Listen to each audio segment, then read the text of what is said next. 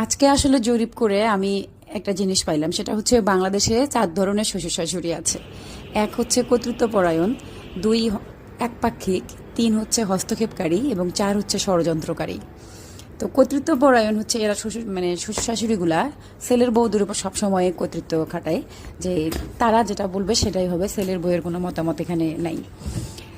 একপাক্ষিক হচ্ছে এরা দেখবেন যে সন্তানদের মধ্যে একটা ছেলেকে বা দুইটা সন্তানকে বেশি পছন্দ করে এবং বাকিগুলোকে পছন্দ করে না।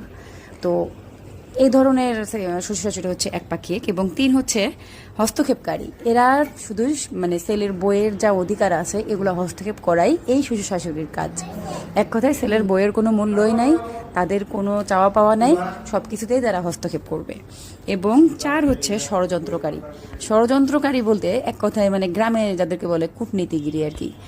এদের কাজই হচ্ছে শুধু আত্মীয় স্বজন, সমাজ, প্রতিবেশী সবার সামনে গিয়ে কূটনীতিগিরি করা, বইয়ের সম্পর্কে, ছেলের বইয়ের সম্পর্কে দুর্নাম করা, এই করছে সেই করছে, সে ভালো না খারাপ, এগুলো আর কি।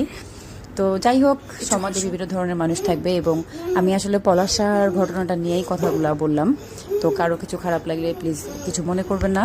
যাই হোক, আজকের এটা হচ্ছে ইয়ামিন ব্র্যান্ডের এক ফুল প্যানেল বিছানার চাদর এবং সাথে দুটি সেলাই করা বালিশের কভার থাকবে। আমি আসলে ব্র্যান্ডের লগোটা পর্যন্ত দেখিয়ে দেই, আপনারা প্লিজ একটু ভালোভাবে দেখে নেবেন।